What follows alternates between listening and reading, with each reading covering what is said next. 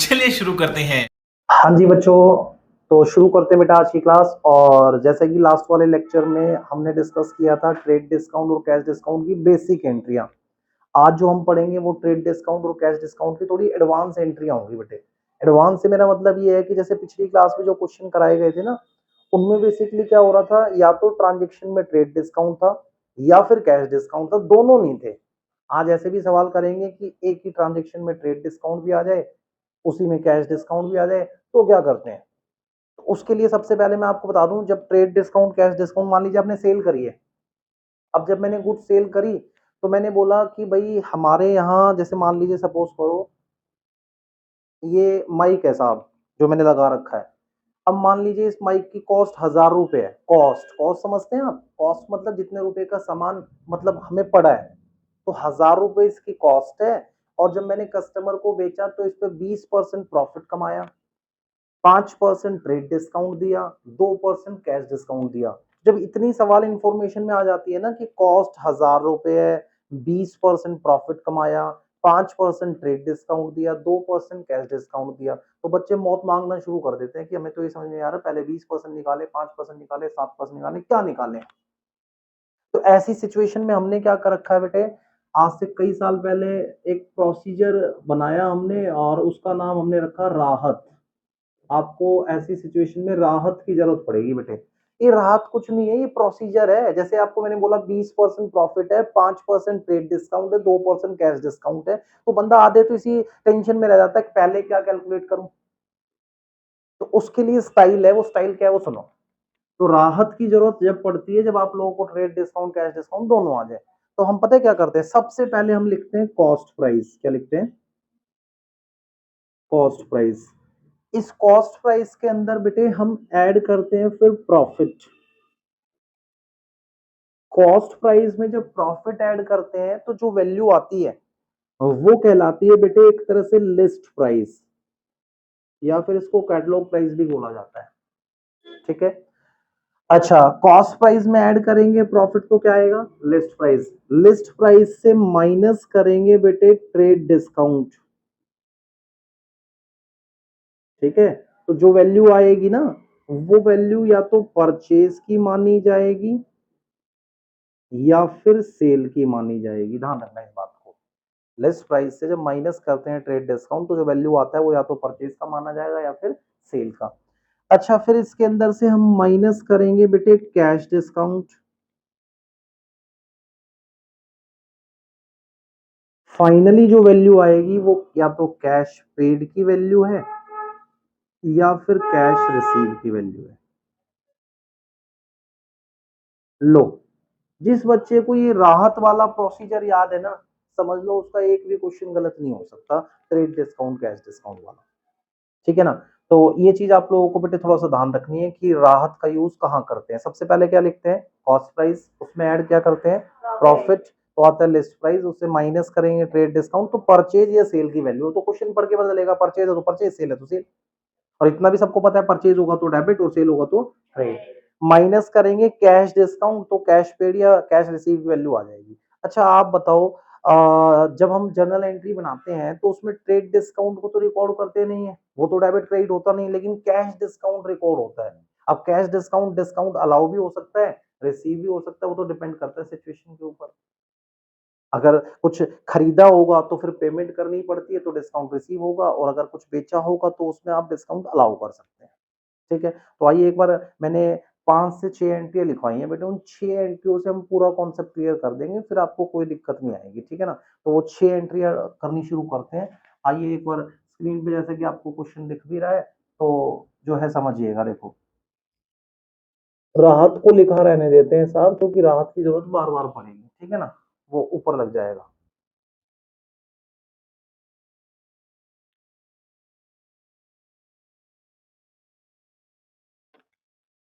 चलो एक बार फॉर्मेट बना लेते हैं जर्नल का।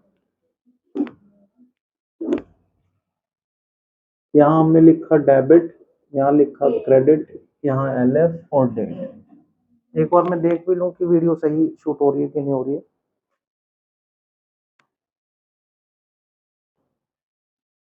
तो चलो भाई शुरू करते हैं एक बार जो है समझिएगा बेटे। आओ फर्स्ट ट्रांजेक्शन पढ़ते हैं बेटे। जैसे कि आपको स्क्रीन पे फर्स्ट ट्रांजेक्शन दिख रही है बेटे, sold goods costing ₹50,000 at a profit of 25%। वो कह रहे गुड्स सेल करिए जिनकी कॉस्ट है 50,000 और 25% के प्रॉफिट पे, less 10% trade discount against cheque, और 10% आपको ट्रेड डिस्काउंट मिला है और चेक से पेमेंट करी है आपने। आप समझने में ध्यान दीजिए, लिख वगैरह बाद में लेना। आओ सबसे पहले आप बताओ बेटे, हमने गुड्स सेल करी है, अब ये जो राहत है ना, ये कॉस्ट प्राइस से शुरू करना है कि लिस्ट प्राइस से, वो तो क्वेश्चन पढ़ के बदलेगा। मान लो हमारे क्वेश्चन में प्रॉफिट का परसेंटेज वगैरह दे रखा है तो कॉस्ट प्राइस से शुरू कर देना, प्रॉफिट वगैरह की परसेंटेज ना हो, खाली ट्रेड डिस्काउंट ही, तो फिर लिस्ट प्राइस से शुरू कर देना। या तो क्वेश्चन कॉस्ट प्राइस से शुरू हो पाता है या फिर कहां से शुरू हो पाता है, लिस्ट प्राइस से। प्रॉफिट वगैरह है तो कॉस्ट प्राइस से, अदरवाइज लिस्ट प्राइस से। फिलहाल इस क्वेश्चन में कॉस्ट प्राइस है, तो देखो थोड़ा सा ना इसे वर्किंग नोट बनाना है आपको। बताओ कॉस्ट प्राइस कितना दे रखा है, 50,000। कितना दे रखा है, 50,000। अब बेटे इसके अंदर ऐड करेंगे प्रॉफिट, बताओ कितने परसेंट, हाँ तो 50,000 का बेटे 25% कैलकुलेट कर लेते हैं, तो वो आएगा बेटे 12,500। 50,000 का 25% कितना आएगा, 12,500। तो इसको ऐड करो बेटे, 62,500, ये कहलाएगा लिस्ट प्राइस। ये आ गया हमारे पास लिस्ट प्राइस। ये वर्किंग नोट्स बनाने हैं, वो कई बार लिखा होता है वर्किंग नोट शो करो, है ना। लिस्ट प्राइस आ गया। अब माइनस करेंगे ट्रेड डिस्काउंट, बताओ ट्रेड डिस्काउंट कितने परसेंट है, 10% है बेटे, तो इसका 10% निकालते हैं, वो 62,500 का 10% विच इज 6250। तो इसको माइनस कर दो बेटे, ठीक है, तो ये आ गया बेटे 56,250। अब आप बताओ ये जो 56,250 आया है, ये परचेज की वैल्यू मानी जाएगी कि सेल। क्वेश्चन में पढ़ो सेल लिखा है तो ये सेल की वैल्यू आ गई। ये कैश डिस्काउंट का कोई जिक्र हुआ है, अगर कैश डिस्काउंट का जिक्र होता तो आगे भी सॉल्व करते, अभी फिलहाल यही खत्म हो गया, समझ लो। अब एंट्री जब बनाएंगे ना तो कैसे बनाएंगे, आप बताओ। आपने गुड्स बेची है तो गुड्स जारी होंगी और बदले में कैश आ रहा होगा, तो बाकी चेक से पेमेंट आ रही है, इसलिए कैश ना लिख के क्या लिखेंगे, बैंक। तो bank account debit to sales, तो देख लो सेल की वैल्यू 56,250। ट्रेड डिस्काउंट वगैरह को शो करते हैं एंट्री में, नहीं, वो बस कैलकुलेशन में रहेगा। और ये जो प्रॉफिट होता है ना, प्रॉफिट गुड्स पे जो प्रॉफिट होता है उसको भी शो नहीं करते, ठीक है। यानी जो राहत है उससे परचेज सेल की वैल्यू को शो करते हैं, कैश डिस्काउंट को शो करते हैं, कैश पेड कैश रिसीव को शो करते हैं, यहाँ से ऊपर का कुछ शो नहीं करते, प्रॉफिट वगैरह उनको शो नहीं करना होता ना, ट्रेड डिस्काउंट को, ठीक है। तो ये हमारी फर्स्ट एंट्री का बेटे काम हो गया। आइए अब सेकंड एंट्री की तरफ चलते हैं। सेकंड एंट्री में लिखा है बेटे सोल्ड गुड्स कॉस्टिंग ₹5,000, कह रहे गुड्स सेल करी है जिनकी कॉस्ट है 5,000 रुपए, किसको, टू अनीता, अनीता को, फॉर कैश, यानी कैश में माल बेच रहे हो आप, at a profit of 20% on cost, और आपको जो प्रॉफिट हुआ है वो 20% हो रहा है बेटे कॉस्ट पे, less 20% trade discount, 20% trade discount है। तो फिर से बेटे देखो सेकंड लिखा हमने, बताओ कॉस्ट कितना है, और कॉस्ट में क्या ऐड करते हैं, प्रॉफिट, कितने परसेंट, 20। हाँ तो 5,000 का 20%, तो वो आएगा बेटे 1,000, 6,000 आया। अब ये 6,000 बेटे लिस्ट प्राइस है।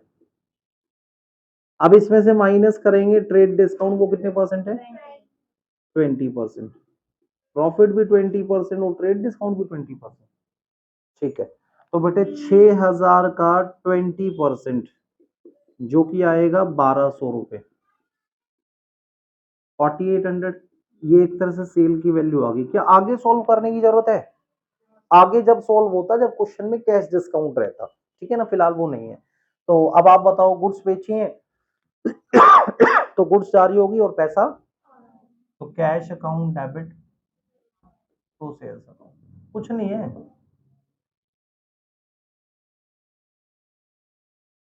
$4,800। अब थर्ड पे आ जाओ बेटे। थर्ड पॉइंट को समझिएगा। थर्ड अच्छा पॉइंट है। थर्ड एंट्री सीखने के बाद आप देखोगे टॉप क्लास एंट्री है। जर्नल में अगर इस टॉपिक पे एंट्री आती है तो जिसको थर्ड एंट्री आती है उसको समझो सब कुछ आता है। कह रहे हैं sold goods to Ram ₹40,000 at a trade discount of 10%। वो कह रहे हैं राम को गुड्स सेल करिए जिसपे ट्रेड डिस्काउंट 10% है और कैश डिस्काउंट कितने परसेंट है? 2%।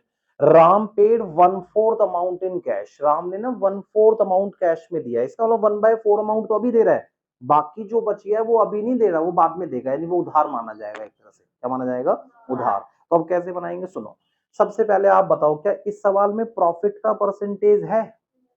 ट्रेड डिस्काउंट है? देखो, जब ट्रेड डिस्काउंट आ गया तो ये तो कंफर्म था कि क्वेश्चन या तो यहां से शुरू होगा या ऊपर से। अगर प्रॉफिट भी दिया होता तो कॉस्ट प्राइस से शुरू करते हैं, प्रॉफिट नहीं है तो कहां से शुरू कर देंगे? लिस्ट प्राइस से शुरू कर देंगे। तो ये जो 40,000 दे रखा है, this is called list price. तो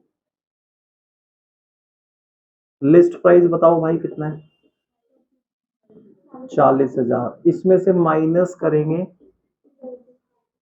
ट्रेड डिस्काउंट। हाँ, 10%, 40,000 का 10% में एक जीरो कम कर देते हैं, इसके 4,000, तो 36 आ गया बेटा। ये सेल की वैल्यू आ गई, किसकी? अच्छा, अब 36,000 की सेल कर रहे हैं हम राम को, तो राम को बोलेंगे नहीं राम जी एक काम करो, आप हमें 36,000 रुपए दो, तो 36,000 रुपए मांगेंगे। लेकिन क्वेश्चन में क्या लिखा हुआ है कि राम जी ने आपको 1/4 अमाउंट दिया है बेटे। कितना अमाउंट दिया है? यानी 36,000 बनते हैं, लेकिन अभी वो जो देने के लिए तैयार है ना कैश में, नगद, वो ओनली 1/4 देने के लिए तैयार है। 1/4 बोले तो 9,000। 9,000 रुपए देने के लिए वो रेडी है। बाकी जो 27 बचे वो कह रहे हैं अभी नहीं दूंगा, ये उधार है। क्या है? ये क्रेडिट सेल माना जाएगा, ये कैश सेल है। अब आपको थोड़ा ना ध्यान देना है, जैसे कैश डिस्काउंट कितने परसेंट है? 2%। तो कमाल की बात ध्यान रखना कि कैश डिस्काउंट जो होता है ना, वो कैश सेल पे दिया जाएगा, उधार पे नहीं होता। ट्रेड डिस्काउंट उधार नगद दोनों पे हो सकता है, लेकिन कैश डिस्काउंट सिर्फ पेमेंट के केस में होगा, वो नगद में ही होगा, उधार पे नहीं होता। इसलिए जो कैश डिस्काउंट की 2% की कैलकुलेशन करेंगे वो पूरे 36 पे नहीं करनी, सिर्फ किस पे करनी है? 9,000 पे करनी है। तो माइनस करो कैश डिस्काउंट 9,000 का 2%, 180। तो ये आया बेटे 8,820। 8,820। अब आप बताओ, एंट्री बनाएंगे, पहले आराम से एंट्री सोच लो। आपने जब गुड्स बेची है तो गुड्स जारी होंगी और बदले में कैश। हाँ, तो आपने कहा भाई कैश आ रहा है इसलिए कैश अकाउंट डेबिट। फिर मैंने कहा जिस तरफ कैश उसी तरफ डिस्काउंट, इसलिए डिस्काउंट भी डेबिट, क्योंकि इस बार डिस्काउंट दिखाना पड़ेगा। कैश डिस्काउंट जब आता है उसको तो शो करते हैं ना। तो आप बताओ, कैश डेबिट है इसलिए डिस्काउंट भी डेबिट, और डेबिट में कौन से वाला डिस्काउंट होता है? अलाउ, क्योंकि पैसा छोड़ दिया आपने। अच्छा, क्या सारा माल आपने नगद बेचा है? कुछ उधार भी बेचा है, तो उधार के लिए नाम लिखेंगे, इसलिए राम डेबिट टू सेल्स। अब बड़े आराम से सेल के सामने देखो कितना लिखा है, 36, तो सेल हो जाएगी 36 की। कैश कितना आ रहा होगा? 8820। डिस्काउंट ट्रेड वाला कि कैश वाला? कैश वाला, यानी 180। और राम में उधार वाला मैटर आएगा, नहीं 27। एक बार ना आप इतना काम करा करो, ये डेबिट का टोटल करके देख लिया करो। ये डेबिट का टोटल और क्रेडिट का टोटल बराबर मिलेंगे हमेशा। इसका टोटल करोगे 36 आ रहा है, इसका भी 36। मान लो जब इसका टोटल कर रहे होते तो 35 आ रहा होता, तो इसका मतलब सवाल में कुछ ना कुछ गलती करी है आपने, तो थोड़ा क्रॉस चेक करके आया वो पेपर में। चलिए फोर्थ एंट्री की तरफ चलते हैं बेटे। अब मैं फोर्थ एंट्री करने के लिए ना थोड़ा बोर्ड पे स्पेस चाहिए, तो मैं फर्स्ट और सेकंड का जो है एक बार इरेज कर देता हूं। 2,000 years later. चलिए बेटे फोर्थ एंट्री करते हैं। उसमें लिखा है purchase goods from Hari for ₹30,000। आपने हरी से गुड्स खरीदी है 30,000 की, at 10% trade discount and 2% cash discount. Payment was immediately, और पेमेंट इमीडिएटली कर दी। सबसे पहले बताओ, इस बार आपने जब गुड्स खरीदी है तो प्राइस दे रखा है 30,000। अब मुझे पता है या तो कॉस्ट प्राइस से शुरू करूंगा या लिस्ट प्राइस से, आप खुद देख लो क्या क्वेश्चन के अंदर प्रॉफिट वगैरह कुछ है, तो लिस्ट प्राइस से शुरू होगा। बताओ कितना दे रखा है? कितने हजार? हाँ, प्राइस है बेटे 30,000, उसमें से माइनस करेंगे ट्रेड डिस्काउंट कितना? 10%। तो 30,000 का 10% जो कि आएगा 3,000, तो ये आया बेटे 27,000। ये या तो परचेज की वैल्यू है सेल की, क्वेश्चन में सरेआम लिखा है कि परचेज करिए, तो इसका मतलब परचेज की वैल्यू आ गई बेटा। अब माइनस करेंगे इसमें से कैश डिस्काउंट, कितने परसेंट है? 2%। तो इसका 2% आएगा बेटे 27,54,540 माइनस कर दो बेटा 26,460। ठीक है। अब बताओ गुड्स खरीदी है इस बार, तो गुड्स आ रही होंगी, तो गुड्स अकाउंट तो लिख नहीं सकते, इसलिए परचेज अकाउंट डेबिट, हमारे पास से क्या जा रहा होगा? Cash, to cash. और आप ये भी जानते हैं कि बेटे इस बार कैश डिस्काउंट भी है, तो जिस तरफ कैश उसी तरफ, तो क्रेडिट में कौन सा डिस्काउंट होता है?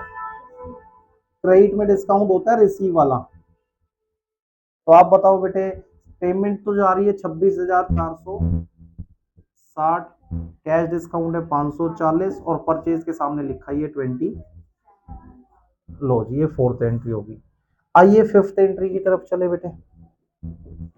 सोल्ड गुड्स टू रोमा, आपने ना रोमा को गुड सेल करी है फॉर ₹5,000, 5,000 रुपए में, at 20% trade discount and 3% cash discount, जिसपे 20% ट्रेड डिस्काउंट और 3% कैश डिस्काउंट है। तो देखो बेटे कैसे करेंगे, पहले आप ये बताओ क्या क्वेश्चन में प्रॉफिट दे रखा है? प्रॉफिट तो कहां से शुरू करें, कॉस्ट प्राइस से कि लिस्ट प्राइस से? लिस्ट प्राइस से। तो बताओ लिस्ट प्राइस कितना है? 5,000। ये फिफ्थ एंट्री है जिसका लिस्ट प्राइस है 5,000। इसमें माइनस करेंगे ट्रेड डिस्काउंट कितना? 20%। तो 5,000 का 20% आता है 1,000। ये 4,000 आ गए, ये किसकी वैल्यू है? सेल की। अब बताओ कैश डिस्काउंट कितने परसेंट है बेटा? 3% है। ठीक है, हाँ बोला है, इसमें पूरा नहीं लिखा हुआ ना। हाँ आगे दिया हुआ था बेटे half of the payment received in cash, क्योंकि हाफ पेमेंट मिल रही है बेटे इसमें कैश में, तो हाफ पेमेंट मिल रही है, इस वजह से बेटे इसका हाफ कर दो पहले, यानी आधी कैश सेल मानी जाएगी, आधी क्रेडिट सेल मानी जाएगी, यानी 2,000 यहाँ, 2,000 यहाँ। तो जब कैश डिस्काउंट लगाऊं तो क्या पूरे पे लगा दूं? वो हाफ पे लगेगा बस। कितने परसेंट है?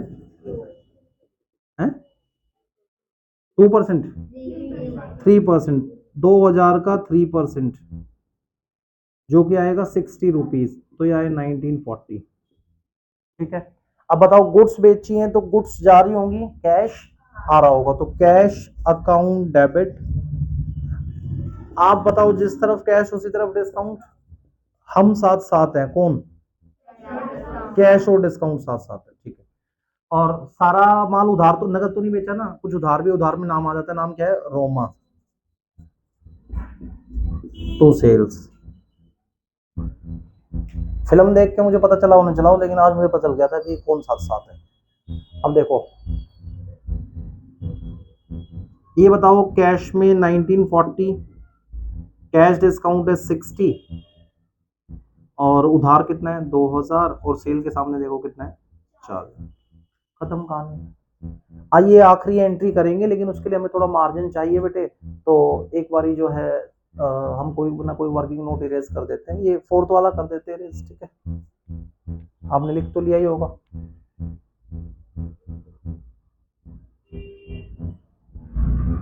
और यहाँ से एक आध एंट्री भी हटा देते हैं। ठीक है, तो इनका बेशक चाहो तो आप फोटो ले लीजिए।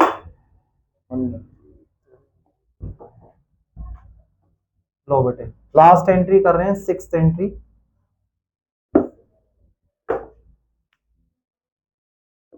सिक्स्थ एंट्री एक बार पढ़िएगा, ये भी बहुत बेहतरीन एंट्री है बेटे। सिक्स्थ एंट्री कह रहे हैं sold goods to Manoj of the list price of ₹1,25,000। List price कितना है? 1,25,000 less 20% trade discount and 2% cash discount and paid 40% by cheque, यानी 40% पेमेंट वो चेक से दे रहा है, इमीडिएटली दे रहा है, रेस्ट ऑफ द अमाउंट क्या होगा वो बाद में देगा, इसका मतलब उधार माना जाएगा। ठीक है ना, तो हम क्या करेंगे, सबसे पहले लिस्ट प्राइस बताओ। 1,25,000, इसमें से माइनस कर देंगे कितने परसेंट? हाँ ट्रेड डिस्काउंट जब माइनस करेंगे तो 20% है, 20% ये मैं दिखा के आएगा 25,000 रुपये, तो 1 लाख आया। अब इसको हम बोलेंगे सेल की वैल्यू आ गई। आपके क्वेश्चन में क्लियरली लिखा है कि जिसको हमने गुड्स बेची है वो बंदा 40% पेमेंट देगा, तो 40% तो कैश सेल माना जाएगा, 40% विच इज 40,000, और रेस्ट जो बचा वो क्रेडिट माना जाएगा। तो आप बताओ, जब कैश डिस्काउंट निकालते तो नगद पे निकालते हैं ना, इसलिए सिर्फ इसी पे निकलेगा। कितने परसेंट है? तो 2% देख लो बेटा, 40,000 का 2%, 800 रुपये आया, माइनस करा बेटे 39,200। अब आप बताओ, आपने गुड्स बेची हैं तो गुड्स जा रही होंगी, पैसा आ रहा होगा, पैसा किससे आ रहा है? चेक से। तो बैंक अकाउंट डेबिट, ठीक है, जिस तरफ कैश या बैंक उसी तरफ डिस्काउंट, जिस तरफ कैश होता है या बैंक होता है उसी तरफ डिस्काउंट, इसलिए डिस्काउंट भी क्या हो जाएगा? डेबिट। Discount allow debit. सारा पैसा तो नहीं आया ना, बाकी उधार है, उधार में नाम लिखते हैं, इसलिए Roma debit, sorry Manoj, to sales. अब इसमें अमाउंट कैसे भरेंगे? सुनो, सेल के सामने लिखा ही है 1 लाख, मनोज में उधार वाला यानी 60,000, और डिस्काउंट जो है 800, और बेटे अमाउंट जो है कैश में 39,200। तो ये हमारे पास जो है बेटे काम था। आप यकीन मानिए कि ट्रेड डिस्काउंट और कैश डिस्काउंट की एंट्री अगर आपने 6-7 एंट्री करके चले जाते हैं और जो पिछली क्लास में हमने पढ़ाया था वो कर लेते हैं, तो आपका इस टॉपिक का सवाल गलत नहीं होगा। अब यहाँ पे हमारा ये टॉपिक खत्म है, इसके बाद हम एक क्लास और लेके आएंगे, उसमें कई सारी इंपॉर्टेंट एंट्री होंगी जो कैलकुलेटिव तो नहीं होंगी ट्रेड डिस्काउंट कैश डिस्काउंट की तरह, लेकिन इंपॉर्टेंट होगी पेपर के लिए। ठीक है ना बेटे? तो मिलते हैं नेक्स्ट क्लास में, जब तक आप लोग रिवाइज करके आइएगा। Good bye.